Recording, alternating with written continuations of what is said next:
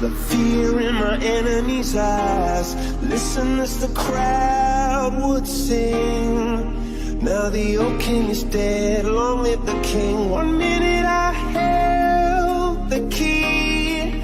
Next the walls were closed on me, and I discovered that my castle stand upon pillars of salt and pillars of sand. I hear Jerusalem bells are ringing, Roman cavalry choirs are singing. Be my mirror, my sword and shield, my missionaries in a foreign field. For some reason I can't explain, once you've gone it was never an honest word. That was when I ruled the world.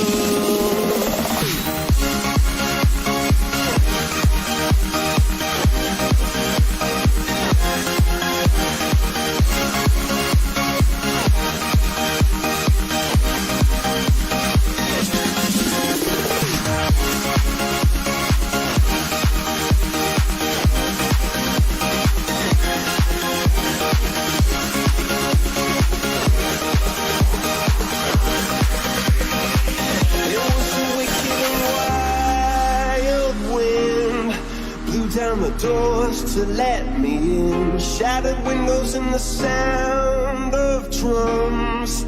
People couldn't believe what I'd become, and revolutionaries wait for my head on a silver plate, just a puppet on a lonely string. Oh, who would ever wanna be king?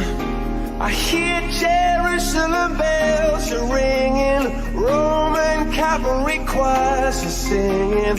Be my mirror, my sword and shield, my missionaries in a foreign field.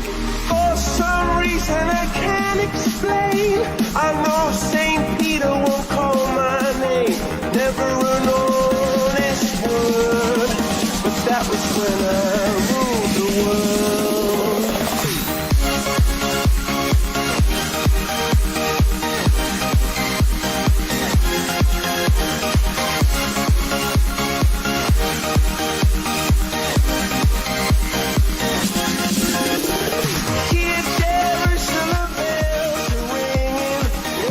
Hola amigos, muy buenas noches, damos comienzo a este programa Todos Somos Abogados, capítulo 4, el día de hoy, 27 de mayo del año 2021. Soy Carlos Álvarez y le doy la bienvenida a este nuevo programa, hoy con la ausencia de nuestro amigo Consuelo, quien está de viaje en Santiago, ya, así que le enviamos un saludo cuando ella pueda ver este programa, así que nada, pues muy contento con comenzar hoy este programa junto a Jorge. ¿Cómo estás, Jorge, hola, en esta noche de mayo? Hola Carlitos, ¿cómo estás? Gusto de saludarte a ti y a todos nuestros amigos y amigas que están en casa viendo esta nueva versión de Todos Somos Abogados. Y en esta oportunidad vamos a estar con un gran invitado que nos va a hablar de un tema súper interesante como son los receptores judiciales. También les vamos a estar conversando un poco sobre las 10 cosas que se tienen que saber sobre el divorcio. Y bueno, algunas otras cosas que también vamos a estar compartiendo con ustedes. Así es que es momento de comenzar, Carlitos. Perfecto. Oye, nuestro invitado, don Leonardo Díaz Araya, ya eres receptor judicial, es estudiante de Derecho y además es secretario de la Asociación de Receptores de la región de Coquimbo. Leonardo, ¿cómo estás? Muy buenas noches y bienvenido a este programa Todos Somos Abogados. Buenas noches, Carlos, Jorge, gracias por la invitación. Un agrado estar con ustedes y gracias por tomar en consideración, digamos, lo que es el querer saber un poco más de los receptores judiciales. Bueno, ya vamos a conversar un poquito más de cuál es su función, de qué es lo que hacen. Así que le damos la bienvenida y también a todos los que nos están viendo, ya sea por las plataformas de Infórmate Serena a través de Instagram o por medio de Facebook, ¿ya? Así que a todos nuestros amigos le damos la más cordial bienvenida. Oye, Jorge, nosotros en estos últimos capítulos hemos estado hablando de algún abogado destacado. ¿Ya? La semana pasada comenzamos con este pequeño dato,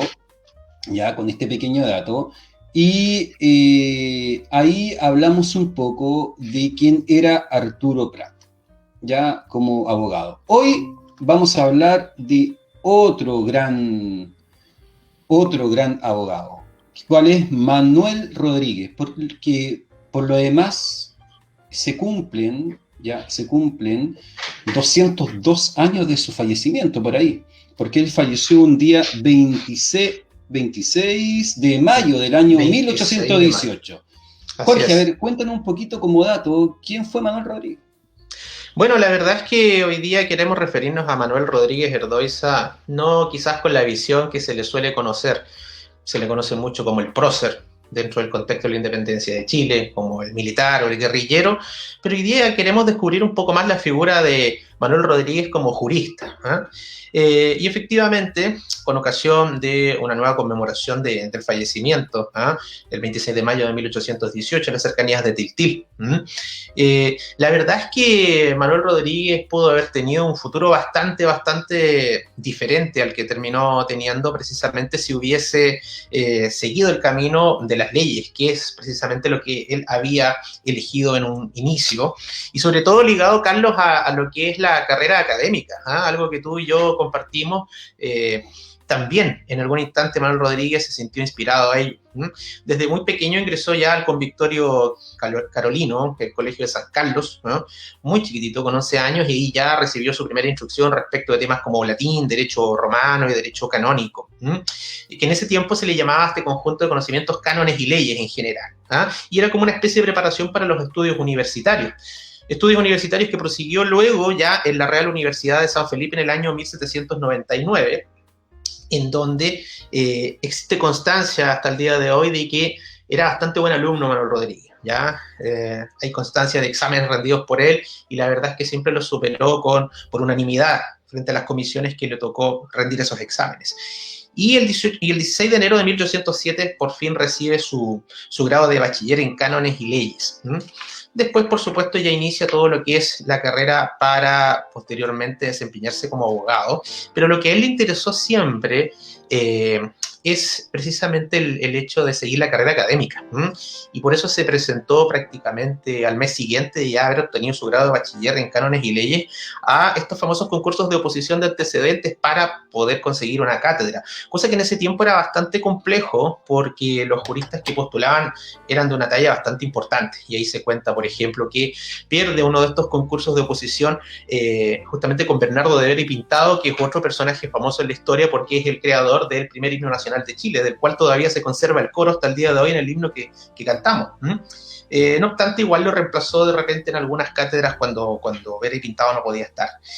Y aquí hay un detalle interesante, Carlos, que quizás es bueno enfatizar, porque demuestra quizás la personalidad y el espíritu que tenía Manuel Rodríguez. En mayo de 1809, precisamente en el contexto de querer aumentar sus competencias académicas para tener mejores posibilidades de quedarse con esas cátedras, postula el grado de doctor en cánones y leyes. Pero en aquellos tiempos existía una disposición que exigía el pago de una, entre comillas, propina. Era una suma de dinero que la verdad es que para Manuel Rodríguez era bastante complejo poder disponer. 300 pesos era en ese tiempo, era bastante dinero, considerando que él provenía de una familia que no tenía tantos recursos. Su padre, Carlos Rodríguez, se desempeñaba como funcionario en la aduana, era un funcionario real, y al año ganaba 1.500 pesos, y aquí se le pedía pagar 300 pesos. Y Manuel Rodríguez le propone a la universidad que le rebajaran a la mitad esta suma a cambio de él hacer clases gratuitamente respecto de aquellas cátedras que estuvieran vacantes respecto al profesor titular, y el desempeñarse de manera interina mientras se designaba el profesor titular. Y la verdad es que él realizó esta presentación, pero no fue acogida finalmente. El gobernador de la época, García Carrasco, no estuvo de acuerdo en hacer una excepción con él. Así que, simplemente para cerrar el comentario, y como todo lo que suele rodear a Manuel Rodríguez, también allí queda un poco en el misterio el hecho de si finalmente fue o no abogado. La mayoría de los historiadores dice que sí, por mucho que no existe a lo mejor el registro dentro de lo que era la Real Audiencia quien otorgaba el título, pero sí existe constancia de que firmaba escritos y que tramitó. Eso sí se sabe. Y finalmente, por supuesto, que optó por la carrera pública, ligada primero a la política como procurador del Cabildo de Santiago y luego ya en el año 1811 como diputado en el primer Congreso Nacional. Así es que esta es más o menos la relación que tiene Manuel Rodríguez Ardoizas con la carrera de Derecho. O sea, y hoy por lo demás lo recordamos porque estamos casi a 202 años de su fallecimiento, Claro, como decía, ayer conmemoramos. el 26 de mayo del año 1818. Yo quiero señalarte dos cositas respecto de Manuel Rodríguez. Sí, claro. La primera, su casa está ubicada donde está el Banco Central en Santiago. Así, justo al frente de la Plaza Constitución. Y un poquito más allá vivía Carrera. Entonces, por eso eran tan amigos. Ahí jugaban y ellos hacían todas sus travesuras según señala la historia. De hecho, se conocían desde pequeños. Ya desde el colegio del Convictorio Carolino ya eran bastante amigos. Así que ahí tenemos un abogado histórico. ¿Ah? Sí, llamémoslo abogado, ¿no? Hay muchas figuras importantes de la historia que tuvieron precisamente el título de abogado. Así que lo recordamos porque falleció un 26 de mayo del año 1818. Así que ahí estamos con este datito histórico de Manuel Rodríguez. Oye, pero tenemos a nuestro invitado acá. Pasemos al tema principal que nos convoca en este día. Con don Leonardo. Y me gustaría comentar que nosotros hemos venido hablando, quienes nos han seguido en nuestra secuencia de capítulos, ¿no es cierto? Primer capítulo hablamos de los tribunales. Luego nos saltamos un poco por lo que estaba pasando en la contingencia, que eran las elecciones. Luego hablamos del lenguaje jurídico en las resoluciones judiciales. Y ahora nos corresponde hablar de las notificaciones y de los receptores y de quiénes son estas personas. Entonces, Leonardo, cuéntanos a nosotros y a todos los que nos están escuchando, ¿qué es un receptor y qué es lo que hace? Bueno, Carlos, no les voy a dar la definición legal porque es necesario darle, mejor dicho, un contexto. La gente normalmente nos conoce a nosotros, vamos a empezar por cómo nos conoce la gente. Nos conoce porque somos los que le quitamos las cosas a los deudores, por decirlo de alguna manera. Somos los malos de la película. Pero sin embargo, nos conocen precisamente por la función que menos desarrollamos.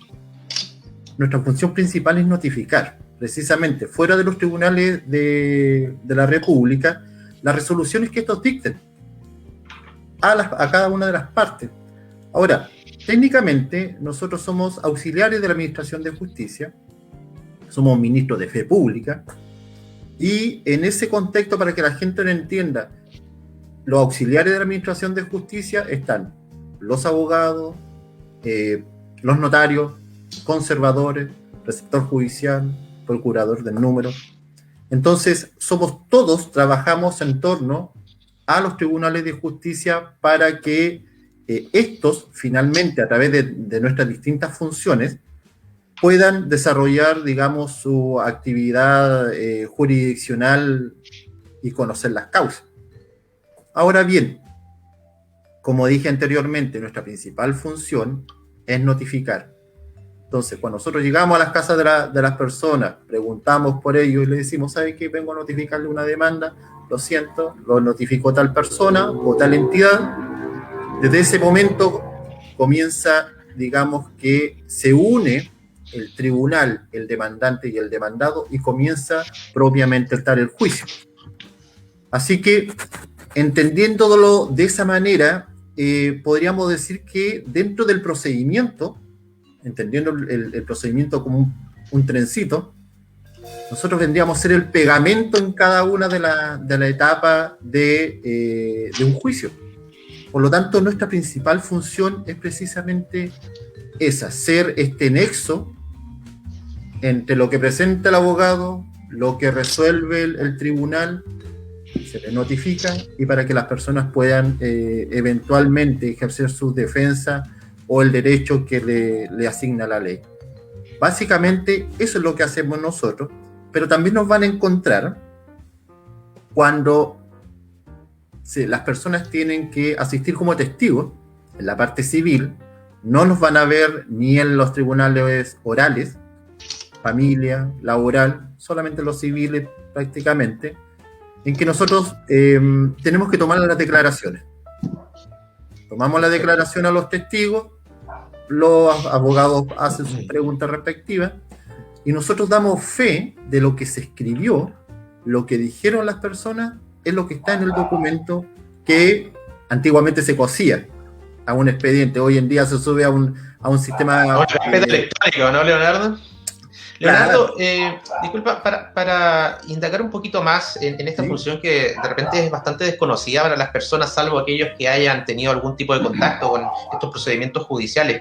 ¿Dónde se desempeñan los receptores judiciales? ¿Y cuántos son? ¿Están colegiados? ¿Qué podrías decirnos al respecto? A ver, no, los receptores judiciales somos parte del Poder Judicial. Estamos bajo la superintendencia económica, correctiva y disciplinaria de los tribunales de justicia, de la Corte de Apelaciones, y dependiendo del sector también tendría que ser la Corte Suprema. Pero extrañamente somos de parte del Poder Judicial, pero no trabajamos dentro del Poder Judicial. Algo así más similar. Los notarios, los conservadores, también son parte del Poder Judicial, pero sin embargo el Poder Judicial no les paga a ellos, sino que son las partes que requieren que nosotros realicemos algún tipo de diligencia quienes tienen que asumir ese costo. Ahora, ¿cuántos somos? A nivel nacional, bueno, obviamente es variable, pero en términos generales hoy en día existen más o menos unos 627 receptores judiciales a nivel nacional. Y en la región tenemos más o menos 33 al día de hoy. ¿Y están colegiados? ¿Forman parte de algún gremio? ¿Tienen una organización? Sí, efectivamente, hay dos gremios, en realidad. Hay uno que es la Asociación Nacional de Receptores Judiciales y hay una asociación metropolitana. Son distintas. Claro, que pueden haber más de un colegio profesional. Exactamente. Estos serían dos colegios, digamos, pero en el caso mío, yo formo parte de la nacional, y a la vez la nacional está unida a lo que es la Unión Internacional de Huissiers de Justice, que vendría a ser como los receptores judiciales, pero a nivel global. Perfecto. Leonardo, pero ¿cómo se llega a ser receptor? ¿Es necesario ser abogado? Porque yo cuando te presenté dije estudiante de Derecho. Así es. Entonces, ¿es necesario para ser receptor el tener esta, ¿no es cierto?, esta profesión de abogado? Legalmente hablando, no.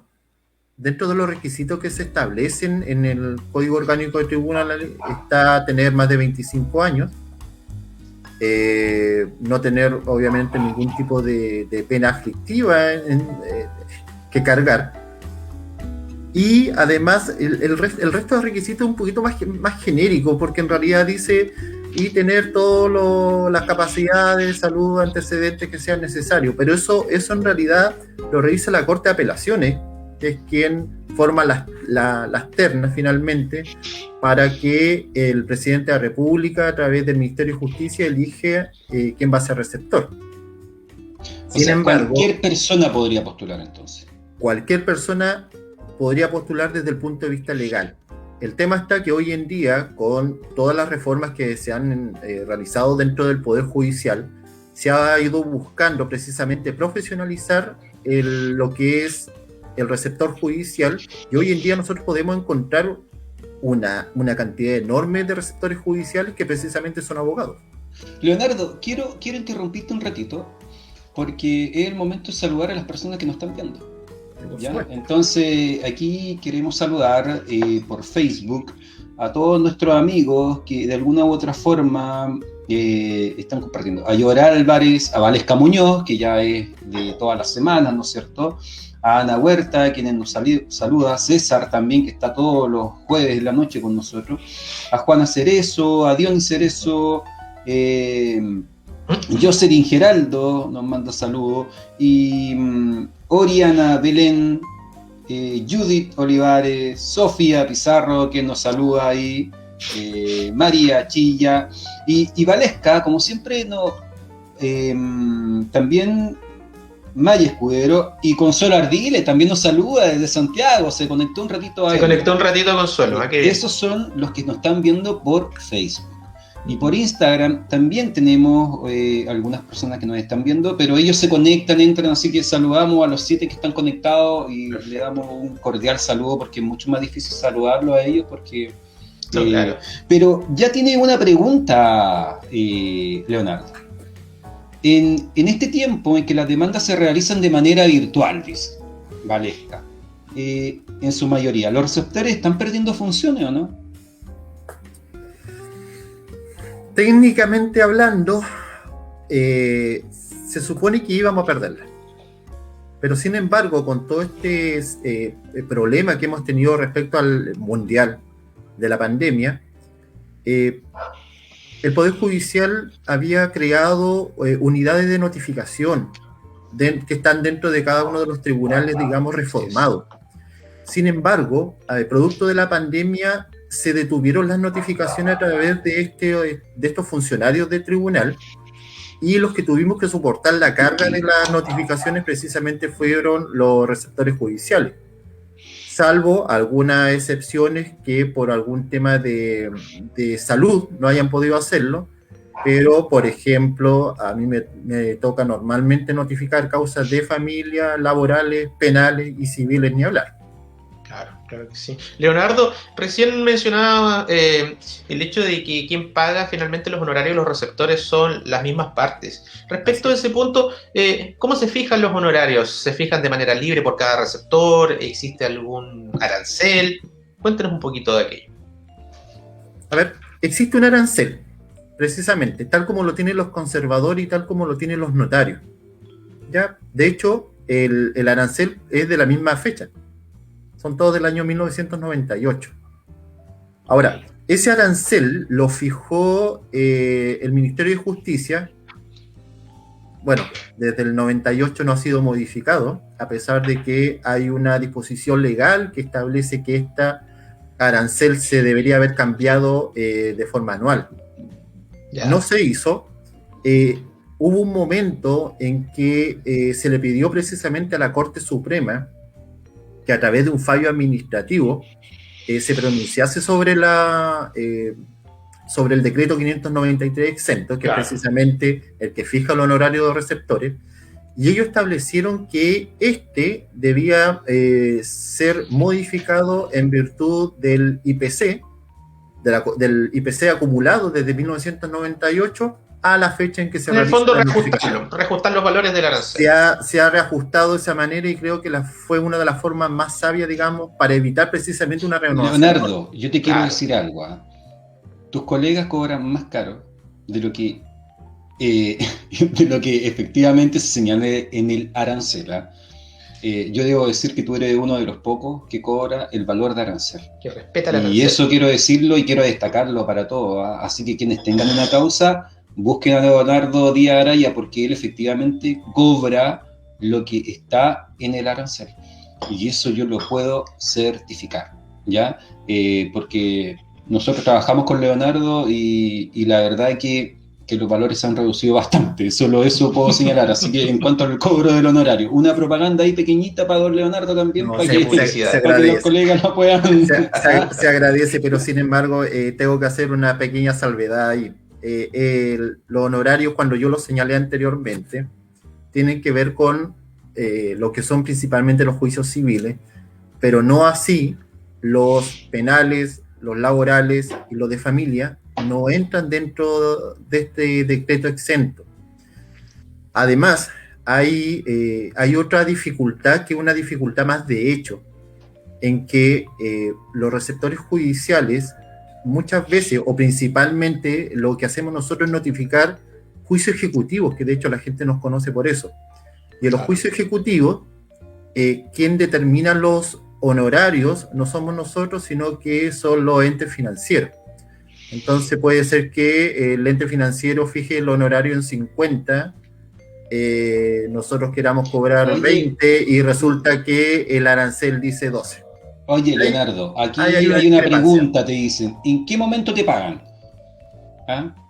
Valesca nos pregunta, ¿en qué momento le pagamos al receptor? ¿Al final, al comienzo, cuando se hace la diligencia, cuando se termina la diligencia, o en realidad tiene mucha mora usted de cobro? ¿Le deben mucho, no?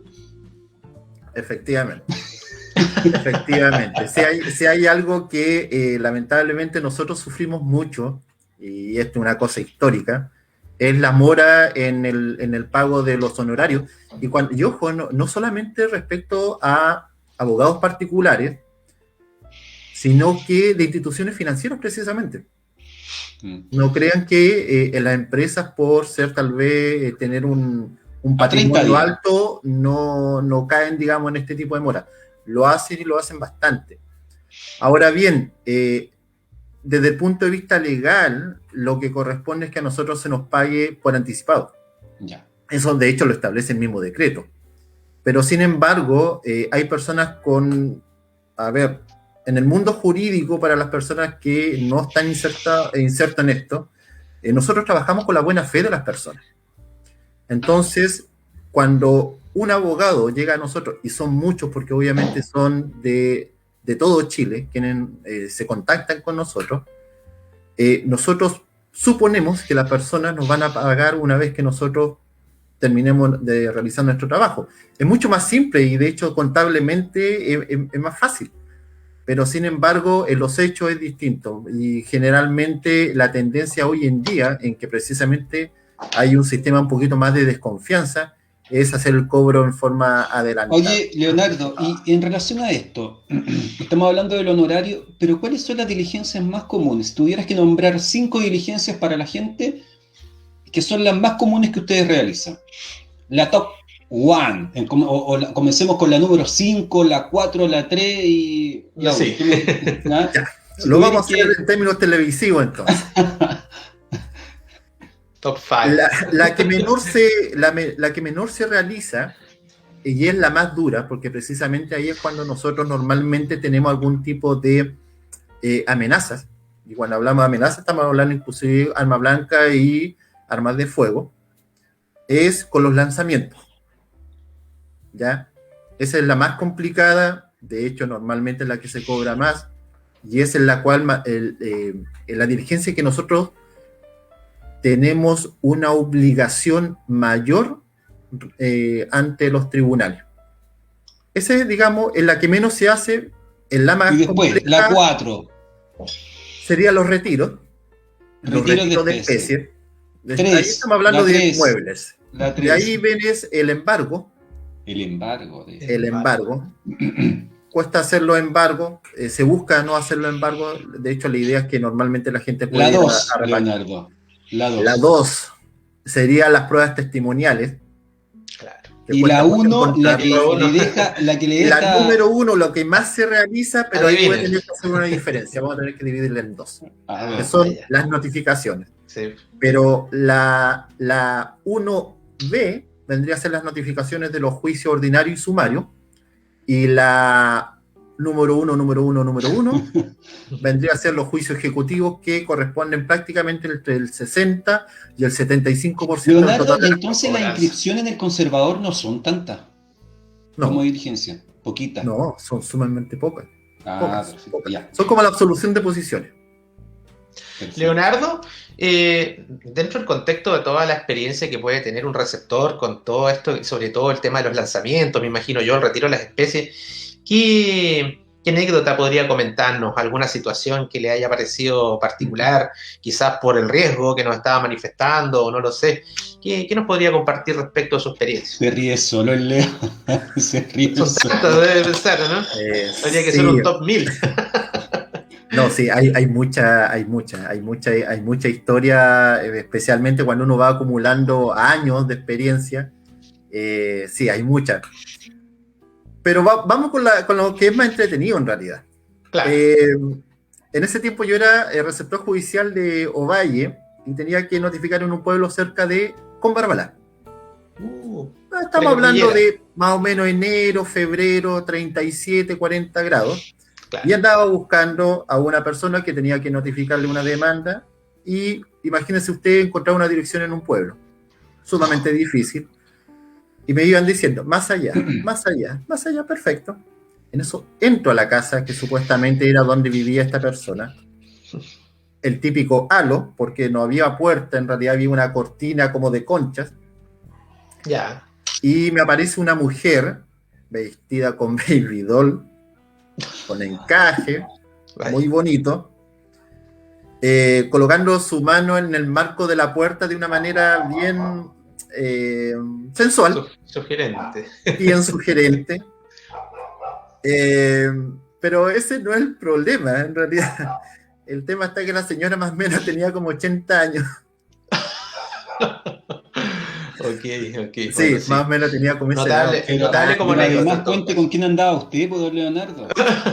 No, es que lo que pasa es que además la señora, yo le preguntaba y por la persona que yo andaba buscando y ella me invitaba a tomar cerveza.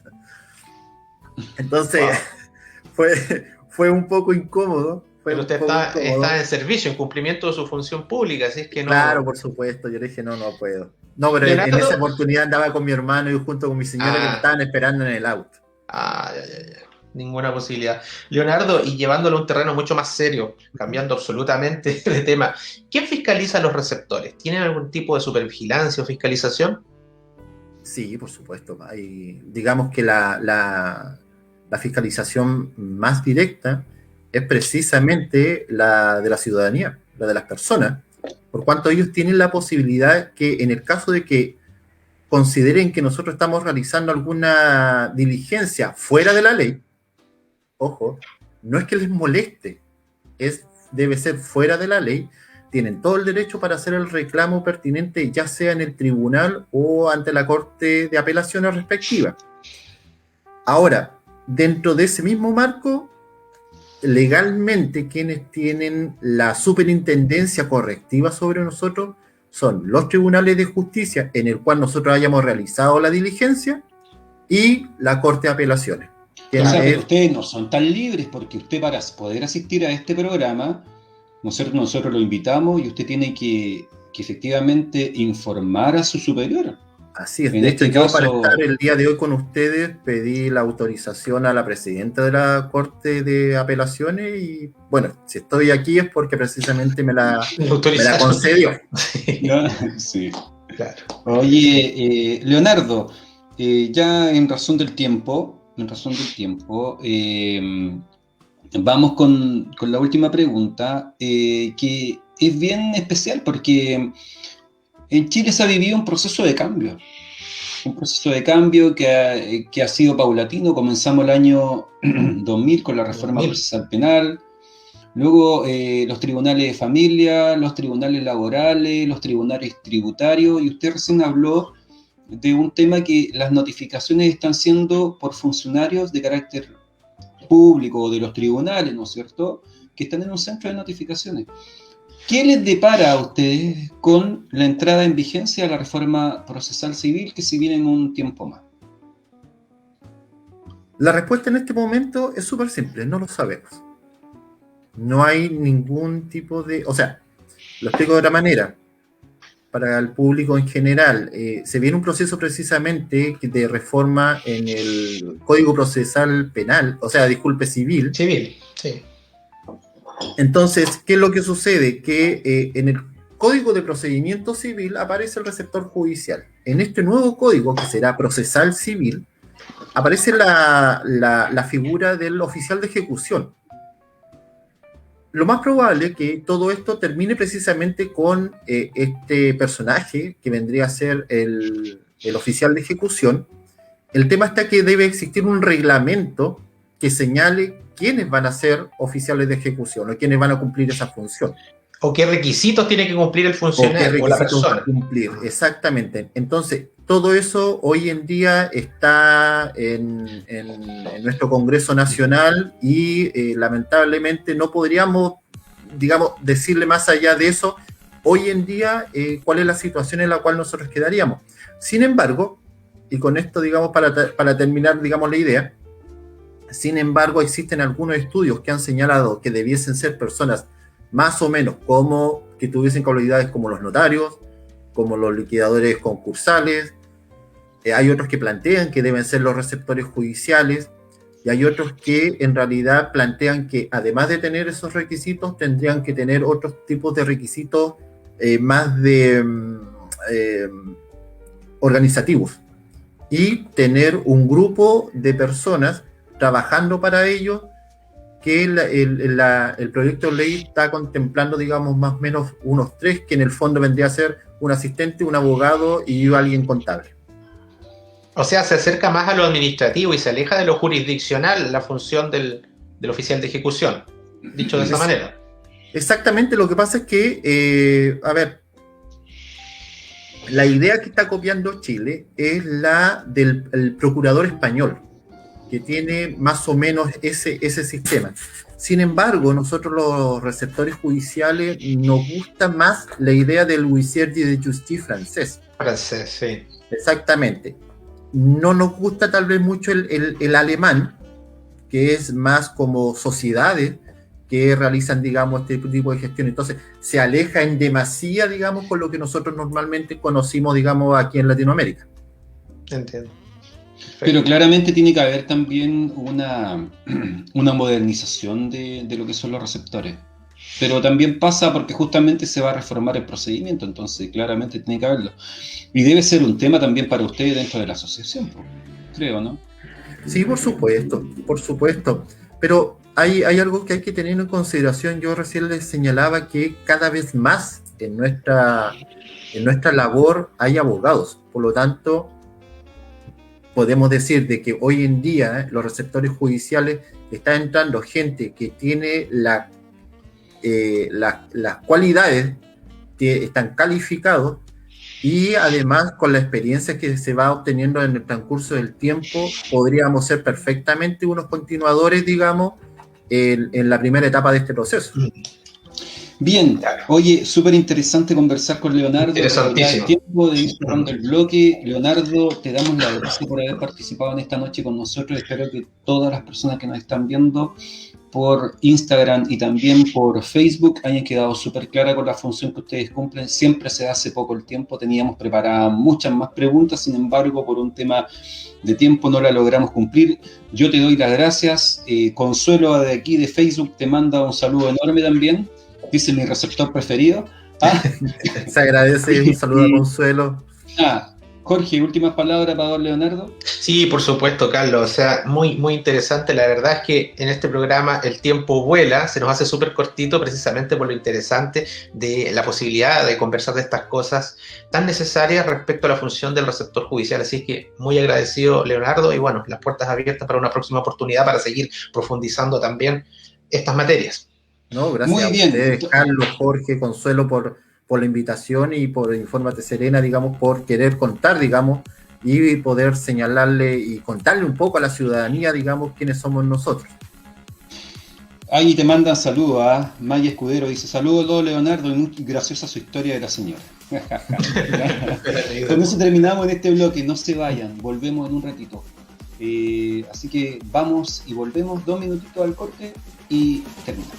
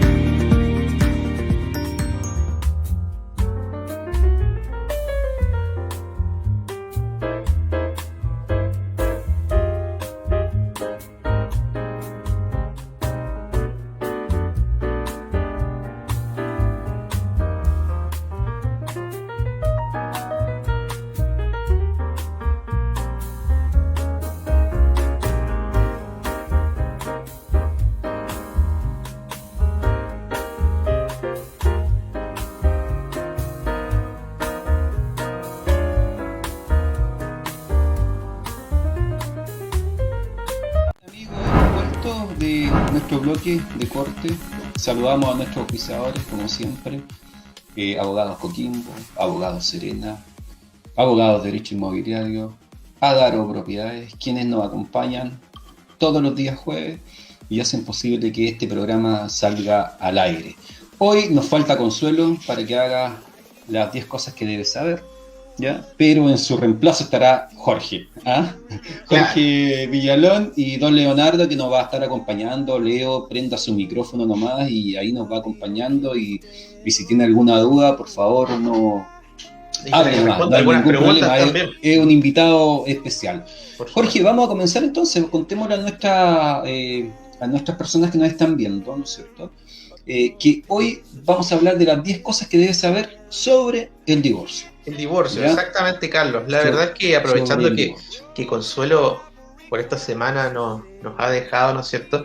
Vamos a salir un poquito de lo habitual, que tenía que ver más bien con cosas inmobiliarias, y vamos a hablar de este tema que es muy interesante, que siempre está presente y es materia de consulta, y que tiene que ver con esta forma específica de ponerle término al vínculo matrimonial. Entonces allí vamos a esperar que Carlos nos acerque un poquito a la presentación. Estoy cargando y que se ve un poquito pequeño, entonces... Sí, aumentarle el tamaño. Sí. Claro.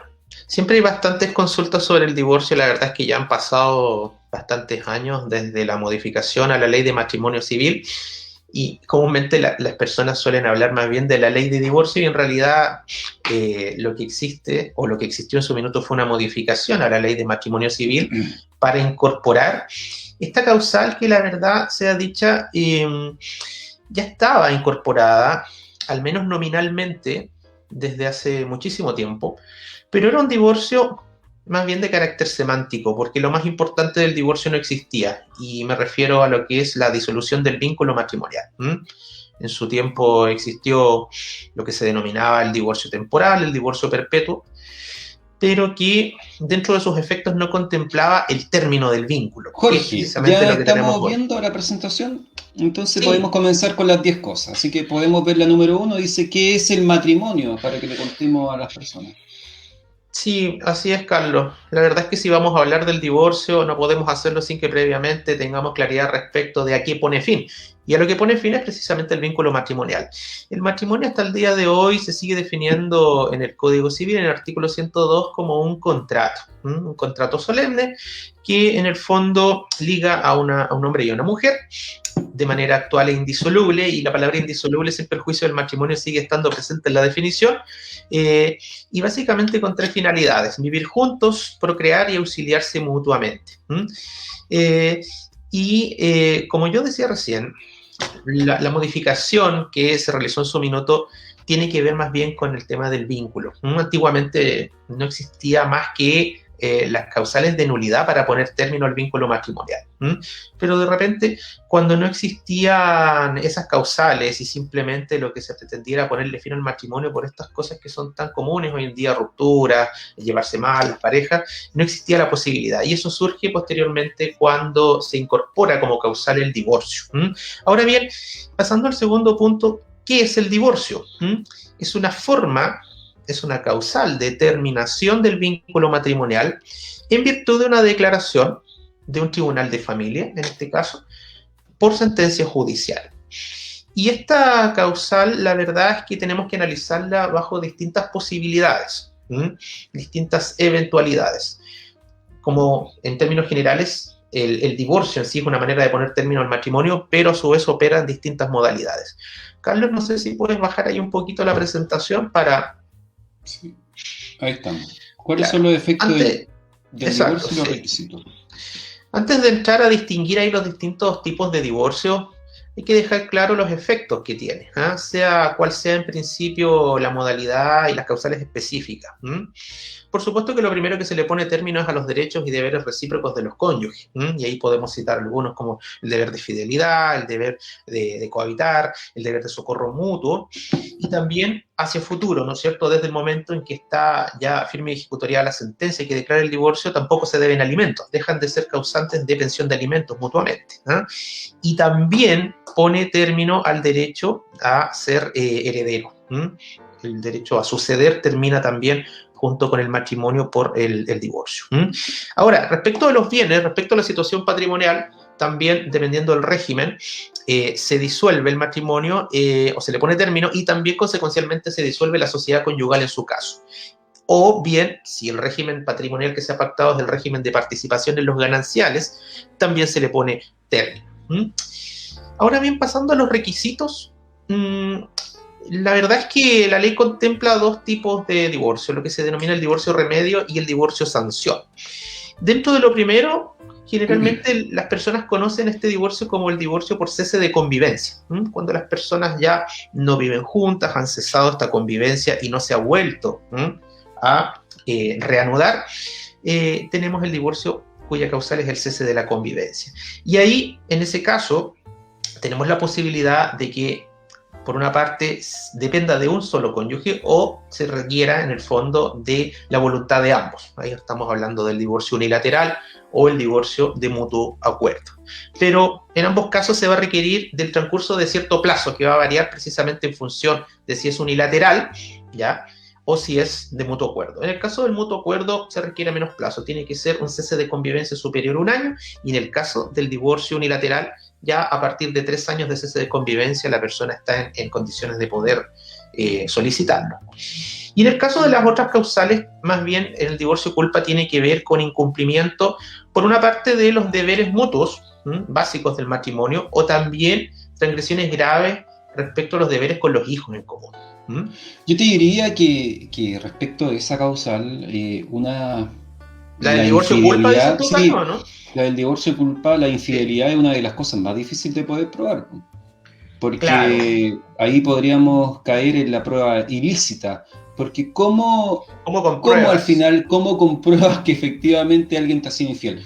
O sea, es muy sencillo cuando están casados, ¿no es cierto?, y tuvo un hijo extramatrimonial.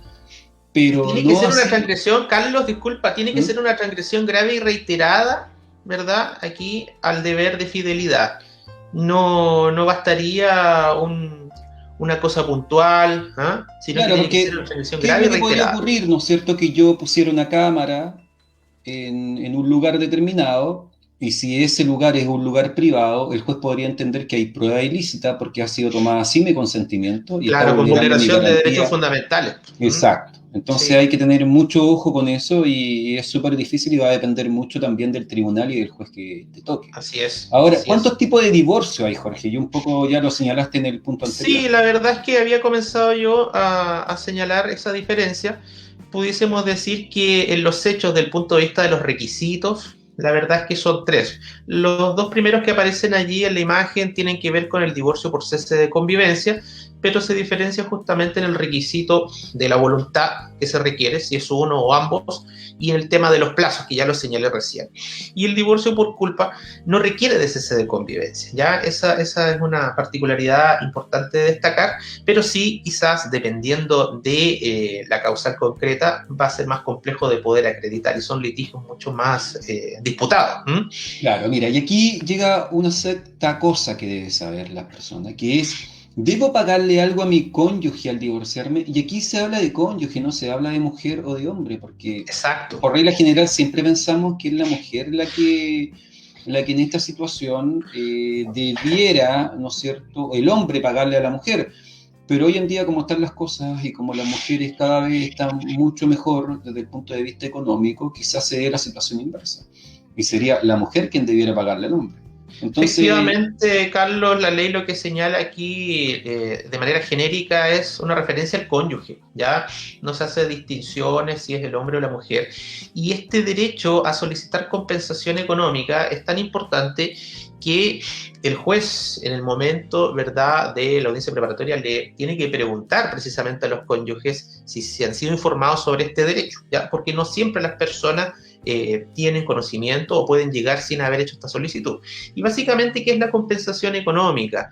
Es una obligación, ¿ya?, que generalmente se cifra en un pago de una suma de dinero, aunque no necesariamente, y que tiene que ver con, como su nombre lo indica, compensar las diferencias patrimoniales que se hayan producido por haber uno de los cónyuges dejado de trabajar, ¿verdad? O desarrollarse profesionalmente, no haberlo hecho en absoluto o haberlo hecho en menor medida de lo que hubiese querido o hubiese podido, precisamente por haberse quedado al cuidado del hogar común o de los hijos en común. ¿Ya? Jorge, ¿y qué pasa con los hijos luego del divorcio?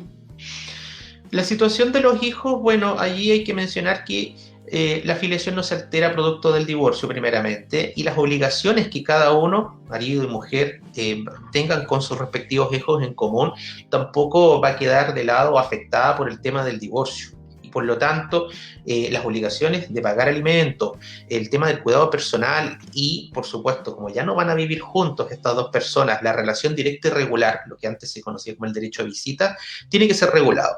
En el caso particular del divorcio de mutuo acuerdo, eso tiene que ser materia de algo que hay que acompañar, que se denomina el acuerdo completo y suficiente, que va a reglamentar por una parte estas materias que son de convivencia familiar y también las relaciones patrimoniales que se vayan a generar con posterioridad a el divorcio.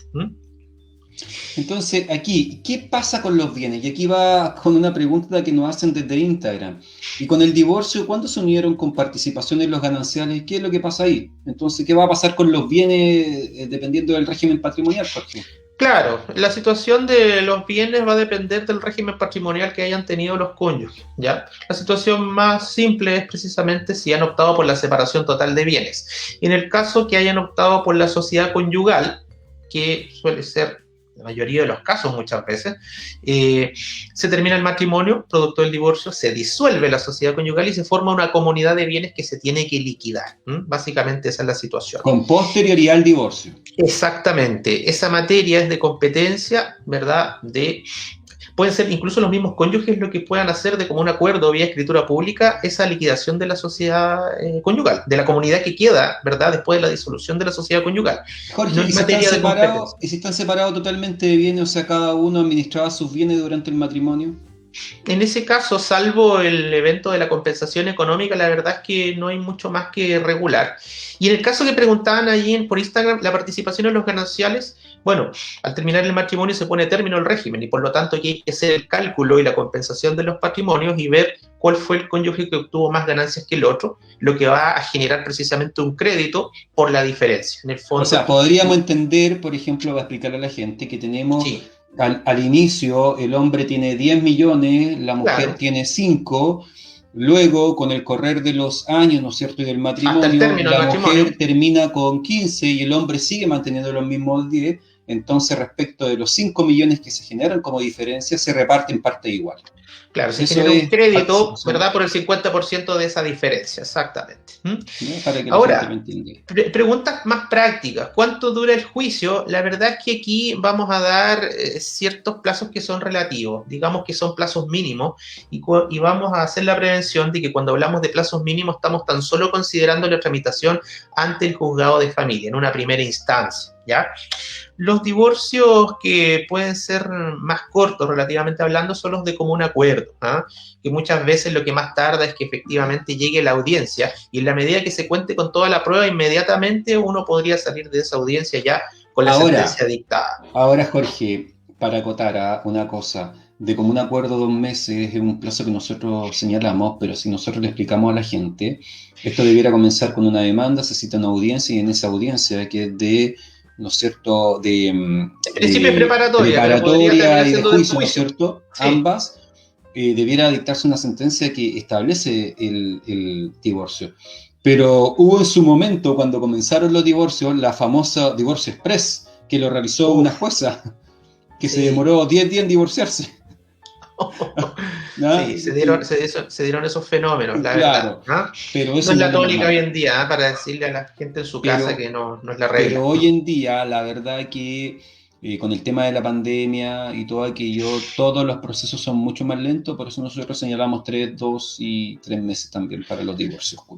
Claro, sí, los otros son un poco más largos porque se consideran 2 audiencias, la preparatoria y la de juicio, pero insisto, eso tan solo considera la tramitación ante los juzgados de familia, porque los otros divorcios podría alguien no quedar conforme con algo y tiene derecho a presentar recurso de apelación, y ahí sí que se nos pueden disparar los plazos dependiendo de la carga y en qué momento se vea la causa en la corte. Entonces, ¿y los costos del juicio?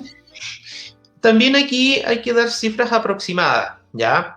por supuesto que cada profesional, cada colega, abogado tiene libertad respecto de fijar sus honorarios, pero si hablamos más o menos de los valores de mercado, lo que se suele estilar, los divorcios de común acuerdo generalmente andan por los 300.000 pesos. Entendiendo que hay dos abogados, porque uno para Claro. cada una de las partes. Sí, eso es importante señalarlo. O sea, ahí los tribunales solicitan generalmente que cada parte, por mucho que sea de común acuerdo, vaya representado por un abogado distinto. No podría un solo abogado estar representando a las dos partes.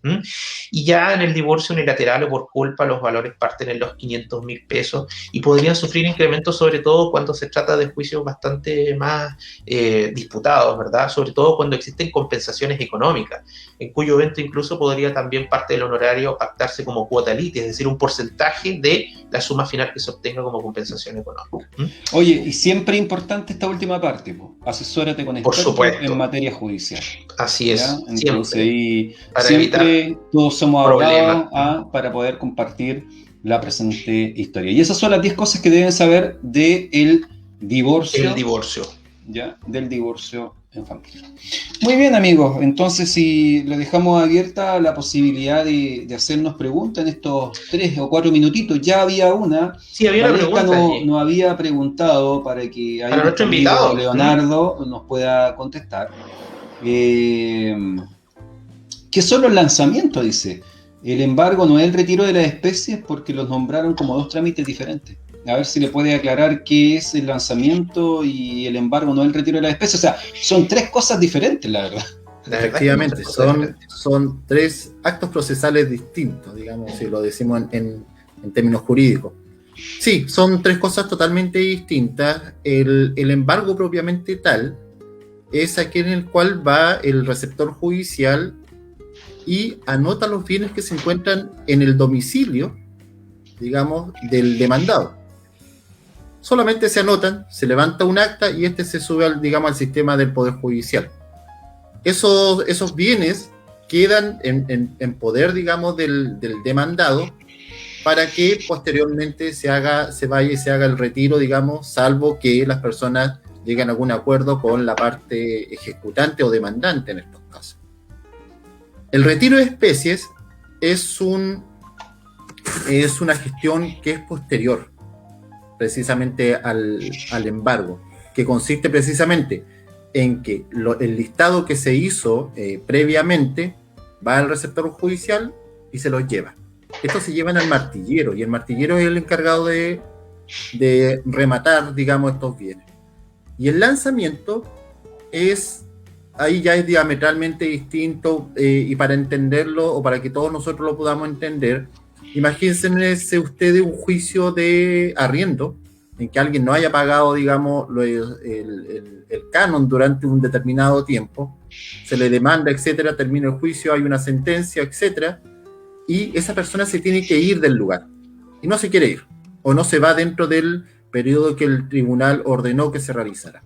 Bueno, ahí es cuando va el receptor judicial a hacer precisamente el lanzamiento, que consiste en retirar a las personas que viven en el lugar, más las cosas que tienen, y hay que sacarla, digamos, de la casa o del departamento o del predio, depende, y uno le hace la devolución precisamente al dueño o a quien representa los intereses del dueño, que normalmente va a ser el abogado.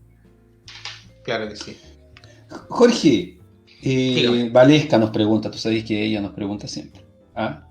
El pago en el divorcio, está preguntando, ¿lo hacen ambos Perdón. o el que Repite demanda? un poco porque justo se cortó ahí, no te alcanzé a escuchar la primera Te parte. digo, el pago respecto al divorcio, ¿lo hacen ambos o solo el que demanda? Pregunta Valesca.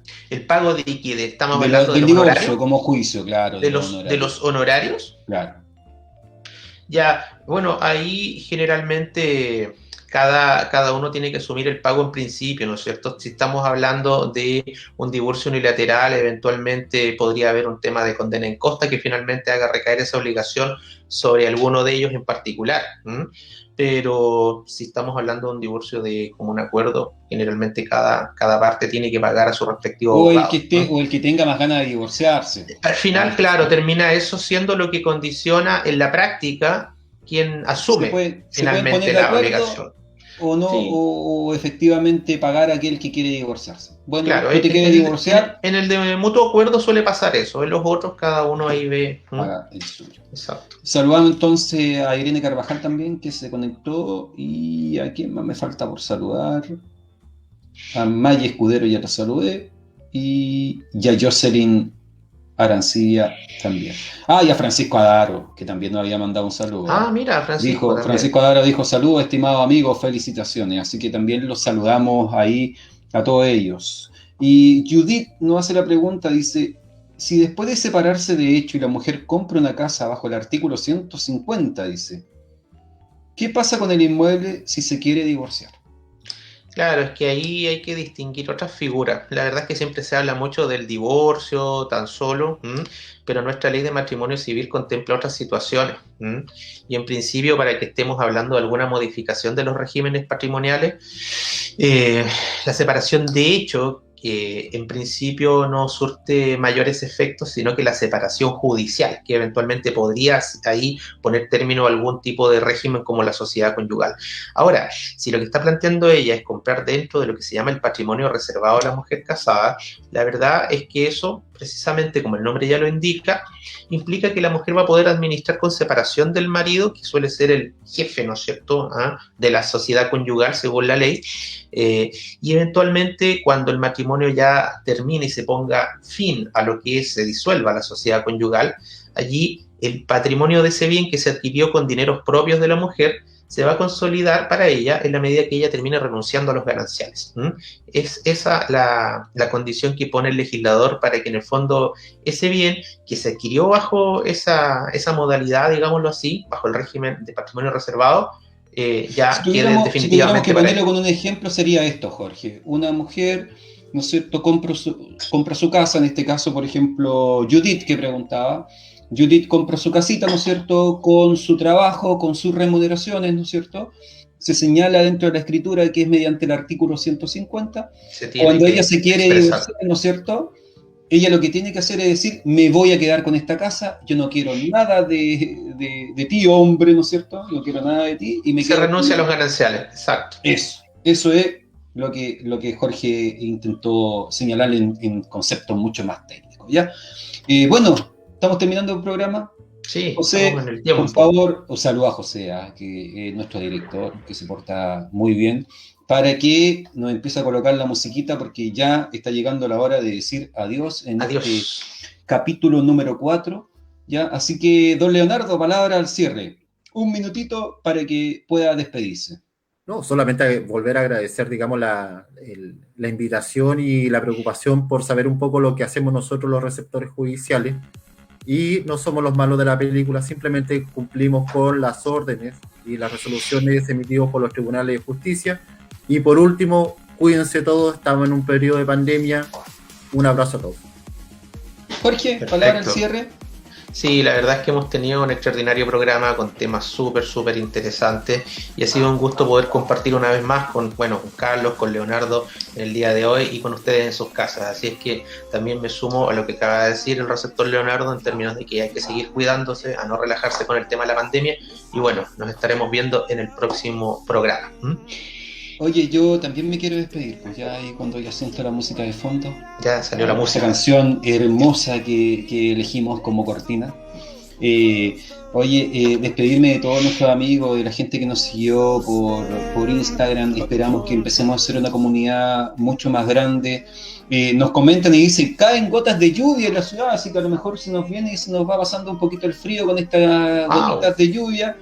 Sí, Saludamos, ahí es súper difícil saludar por Instagram porque siempre tienen como un pequeño seudónimo, así que yo le pido las disculpas, pero a todos los amigos que nos vieron, a todas las personas que nos siguen por Facebook también y a todos los conectados, la verdad que muchas gracias, nos vemos la próxima semana y Consuelo, te echamos de menos, te esperamos la próxima semana. Consuelo, pásala muy bien en Santiago. Nos vemos, amigos, hasta la próxima semana en otro capítulo de Todos Somos Abogados. Muy buenas noches.